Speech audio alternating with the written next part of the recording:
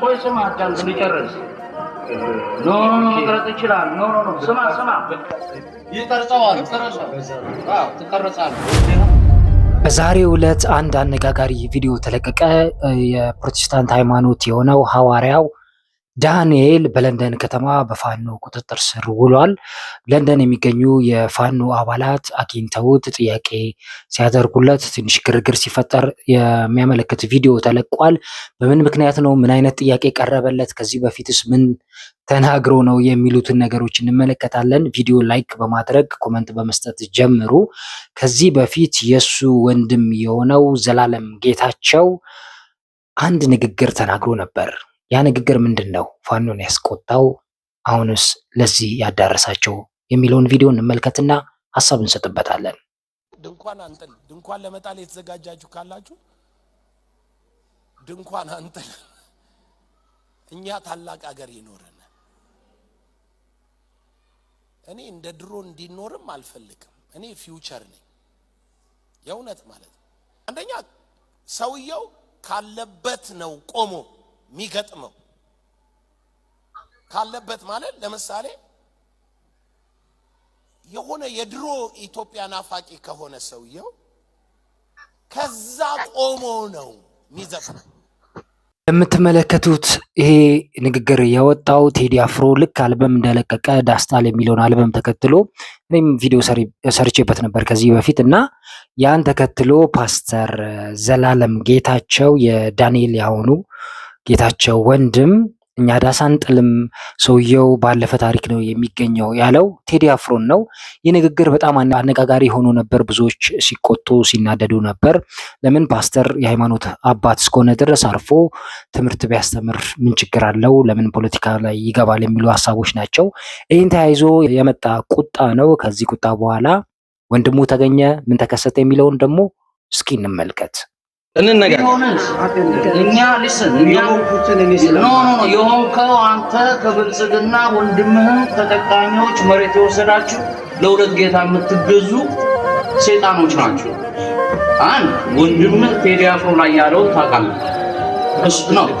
ስህተቱን አንተ ነው የምትነግረን። አንተ ሄደህ ለአብይ አህመድ ጸልየህ አማራ ግደል፣ ጨፍጭፍ፣ ጎበዝ ነህ፣ ዘላለም ግዛን ብለህ የመጣ ባንዳ የአማራ ባንዳ ነው።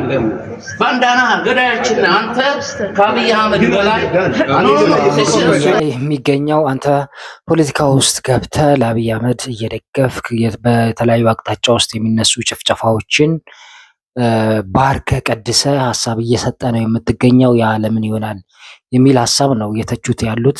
በእርግጥ ነው ሃይማኖት አባቶች በጣም እኔ አልደግፍም። ተከባብረው እዛው ባሉበት በሃይማኖት ተቋማቸው ለሀገራችን ቢጸልዩ አስፈላጊ ነው ብዬ ነው ማምነው። ይሄ ነው መጨረሻው ትርፉ። ፖለቲካ ውስጥ መግባት አንድ ሰው ሀሳብን የማይደግፍ የሚቃወም የሆነ ቦታ ያገኘና ወይ ጥቃት ያደርጋል ወይ ደግሞ የተለያዩ ትችቶች ያደርስባል። ስለዚህ የሃይማኖት ተቋማቶች እኔ በምንም ፖለቲካ ባይሳተፉ ደስ ይለኛል። እስቲ ሀሳቡ ይቀጥላል።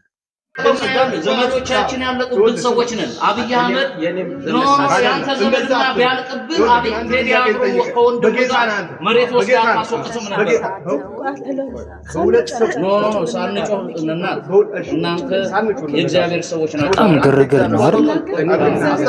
ስናቀ አንተ በጌታ ነው አስተማሪ እዚህ ሰፈር ስናቀ ስትወጣ ስገባ አክብረን ነው። እውነት ኢትዮጵያ ውስጥ ገብተን እንሰራው ነገር ልክ ነው። ቦንሳ በጣም ስሜታዊ ሆነዋል። እሱ ደግሞ ትንሽ ደንግጧል እና ኢትዮጵያ ውስጥ ያለው ስራ ሌላ ነው፣ እዚህ ደግሞ እናውቃለን እናከብራለን። አንድ ሰፈር አካባቢ ናቸው መሰለኝ።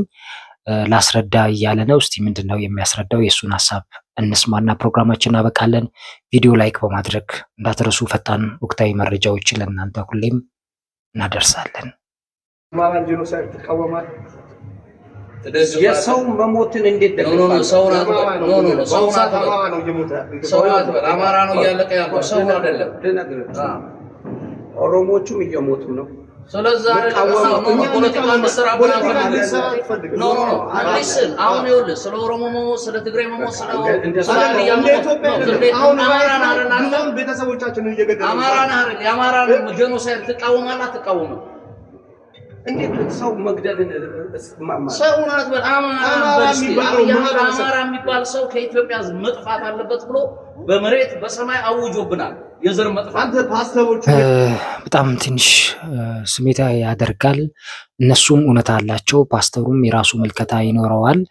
ግን ሀሳብ ለመስጠት ያህል እኔ የራሴን ከዚህ ከታዘብኩት ነገር መጀመሪያውኑ ፓስተሮች፣ የሃይማኖት ተቋማቶች፣ ሼኬዎች፣ ቄሶች ለምን ፖለቲካ ይነካካሉ?